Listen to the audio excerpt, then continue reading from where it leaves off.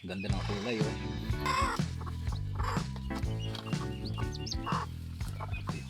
Ganda ng itsura. Yun oh. Guys, good morning and welcome back dito sa Entong's World Channel. Ngayong araw namasyal tayo dito sa Inspector's Heritage Farm kung saan dati na tayong pumunta, and sisilip lang din tayo dito sa mga alaga nilang manok kung anong update sa kanilang mga heritage chickens. And mamaya papakita din natin yung ating mga Chabo Bantam na napisa. So samahan niyo ako for today and libutin natin itong kanilang farm. Let's go! Magandang araw ulit sa inyo mga tropa. So andito tayo sa Inspector's Heritage Farm kung saan dati na tayong pumunta para i-feature yung kanilang mga heritage chickens.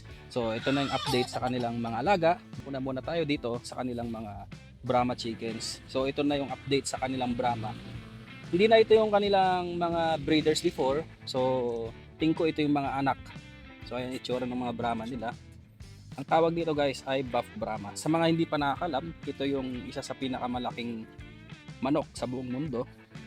Pero ang alam ko may mga ano pa dito, may mas malalaki pa. Pero pag nakita nyo ng personal ito, malalaki sila tapos maraming balahibo sa paa. So ayan, makita ninyo. Para siyang may pajama. So yung mga manok na ganito, sinasali sa show.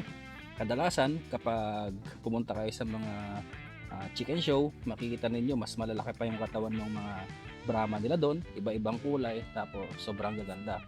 Kasi ito namang mga Brahma dito, ano lang to, talagang pang breeder lang talaga. Tapos hindi naman sila sinasali sa show. So kasi pag nagsali kayo sa show, marami ding maintenance yun. Kailangan may mga qualities din yun na pasok sa criteria ng mga judges. So ayan, pinipakita guys yung mga Rhode Island Reds nila, yung dark mahogany. So ito yung example. Ayan. Ito yung kanilang rooster. Actually marami pang dito, mga naka-range na rooster. Pero sa ngayon, ito na lang talaga yung mga natitira nilang alaga. Kasi yung mga Buff Orpington nila, yung Plymouth Rock, tapos yung ano pang tawag doon, yung kulay itim. So nakalimutan natin yung tawag. Wala na. Ito na lang yung mga natira, yung mga Rhode Island Reds na dark mahogany. So itong mga to mabili pa rin naman sa kanila kasi nga in demand pa rin dito sa area namin. Iba na nabibreed, itlog pa lang pinapareserve na nila kasi talagang unahan yung pagbili sa ganito. Tapos maganda rin kasi mga itsura nila guys. Napakain lang kasi kaninang umaga kaya ayaw nilang magsilapitan. So ito yung dating kulungan, medyo wasak na. Ayan. Pero ito yung mga breeders nila, magaganda pa rin talaga oh. Yung mga maintenance naman ito, hindi naman napapabayaan. Tingnan nyo sa mga katawan nila, oh, mga bulto pa rin, tapos bilog pa rin yung kanilang itsura. And yung iba naman, andun sa may silong ng mangga, papakita natin. So, ayan. Yung iba dito sa silong ng papag. Ayan, nakatambay sila. Yung mga ganitong manok naman guys, double purpose ito. Pwede sa egg production, pwede rin sa meat production. So, makikita ninyo yung kulay nila, oh. Gaganda, solid na makintab. Unlike dun sa isa kasi yung may isang variety ng Rhode Island Red na gaya dun sa bahay. So hindi ganito yung kulay noon, mas ano to mas itim, kaya nga tinawag na dark mahogany kasi sa kulay niya oh, ang ganda. Ito pa yung isa guys oh. Ayan oh, tinatamaan ng sikat ng araw. Ang ganda ng itsura. Oh. Yung mga manok nila dito, pag-alagala lang dito sa silong ng mangga, tumutuka din ng mga nahuhulog na bunga. So ito pa yung iba. Oh. Ang dami ng ano dito, ng breeders nila. Kasi nung last time, meron din nag-inquire sa atin ng ganitong klase ng manok kung may available ba. Sinabi natin doon sa Inspector's Heritage Farm may available. So bumili din sila ng isang tray. Sa mga interested naman, pwede naman kayong mag-inquire. PM nyo lang doon sa kanilang Facebook page, Inspector's Heritage Farm. Makikita ninyo doon yung mga iba't ibang klase nilang manok na available dito sa farm. Dito na nga tayo guys sa ating chicken garden. So sisilipin na natin yung ating Chabo na nagpisa. So bale itong itlog nga ng Chabo natin, sineparate natin before yung hindi fertile na itlog. Tapos ayan may sumisilip ng sisiw. So pakita natin. After 3 times na naghintay tayo, kumbaga first and second na itlog niya hindi naging successful. Ngayon, ayan, may sumisilip ng sisiw. So pakita natin. itsura ng ating black mattel. Ganda ng kulay oh. So sabi nga sabi ni paring JB yung pinanggalingan nito, kapag bata daw yung black mattel, pwedeng pure white siya or kadalasan merong spot doon sa kanyang bandang ulo. So ayan tsura nila. Silipin natin guys kung ilang peraso yung ating black matted na pasisiw. Natin ang malapitan.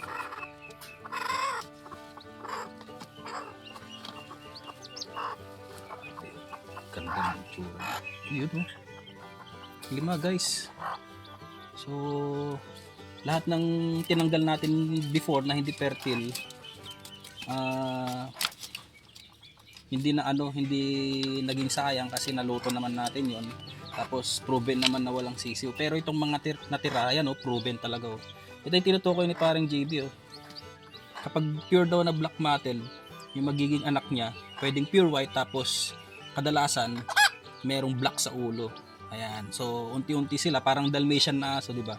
Kapag bata pure white, tapos habang lumalaki, nagkakaroon ng maraming spot. So ayan oh. Grabe ito naman. Niliit nila. So check natin kung ilan yung short legs dito. Ito, short leg. Short leg. Ito, long leg itong isa. Itong isa, medyo basa pa ito. Uy, short leg ulit. Ito.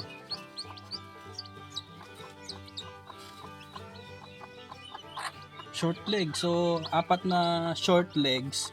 Tapos, isang long leg. Bale, yan yung nanay niya guys. Oh. Naging successful din yung ating breeding ng Chavo. Kasi nga may, nakapagpapisa na tayo ng 5. So, proven na siya guys. Hindi na tayo mangangamba na baka hindi siya baka hindi siya maparami. So ayan, proven naman na. Bali pwede na rin natin tong ilipat guys. Gawin natin, ilalagay natin sila doon sa kanilang brooding cage. So tara. Natin sila ililipat guys. Na-prepare na rin naman natin. Tinakpan na natin yung mga butas-butas diyan sa gilid-gilid. So itong ating black mattel cross white or pure white, nililipat na lang natin dito sa bandang ibaba. So ayan, lipat na natin para na rin, para masanay na rin yung ating black mattel hen dito sa itaas. So ayan, unahin mo na rin silang lipat dito sa bandang ibaba para ayan, dito o dito kaya sa isa. So ayan, dito na lang siguro. Medyo luma na nga lang tong natin yung lagayan natin, pero okay pa naman to. Yan, lagyan natin sila dyan. Tapos mamaya punta tayo ng bayan, bibilan natin sila ng inuman nila. So guys, transfer na natin sila dun sa kanilang bagong kulungan. Yan, lagyan natin sila rito tapos saka natin lilipat. Alright, balik ka rito.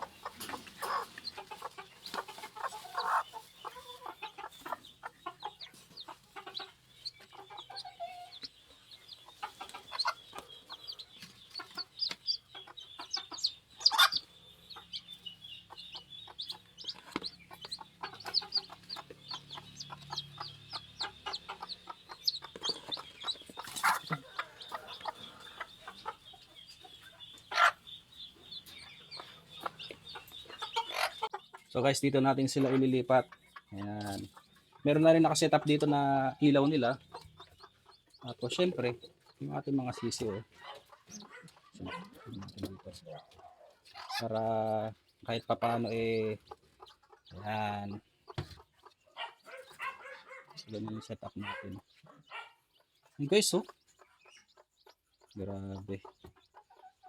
After how many months, nakapagpalabas din tayo ng ating bagong palahi ng black mattel. Ang ganda ng hen, oh.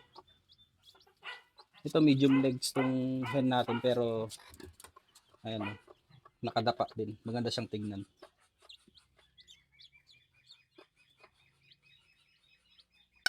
So bali guys, meron tayo ditong gamit na kusot. Ayan. Hindi ko alam kung kusot ba tawag dito or yung pinagkataman ng tabla. So ito yung lalagyan natin dito sa brooding cage natin para ito yung magsisilbing absorber ng ating mga o yung kanilang dumi, ganyan, para hindi maging basa yung kanilang area. So kailangan lagyan natin yung brooding cage ng ganito para ma-maintain din na na dry yung kanilang tinatapakan.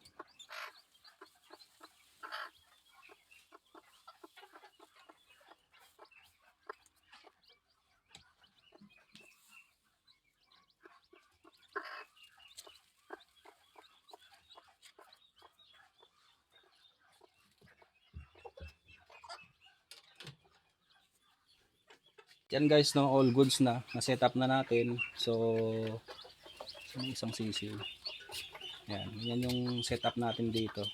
Bale, ang mangyayari dyan, lagi na lang regular ipaglilinis natin ng kanilang brooding cage para malinis namang tingnan, tapos hindi sila madumihan. So yung iba ganito lang din yung gamit nila. Siguro tanggalin na lang muna natin tong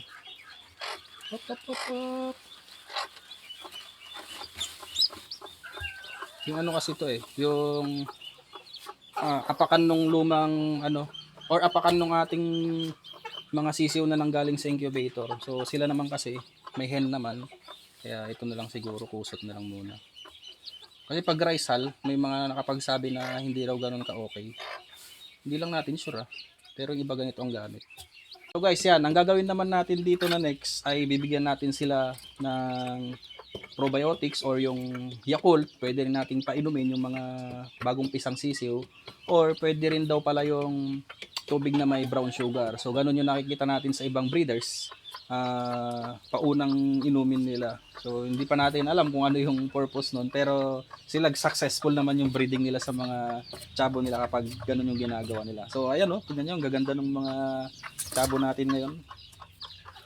Sana makasurvive lahat tong mga to, kasi ilang months din nating hinintay tong hen natin na mag-produce ng ganyang klase ng chabo.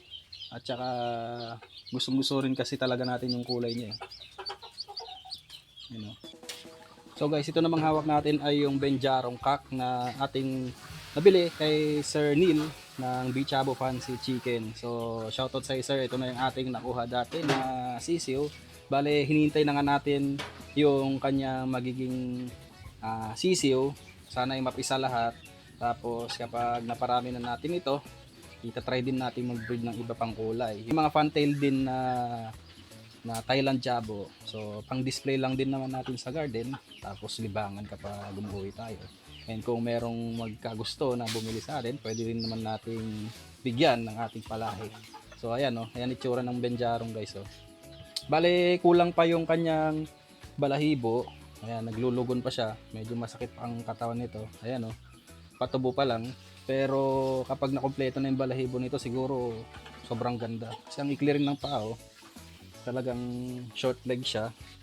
Tapos green yung kanyang paa. Ayan, berde kapag hinarap natin.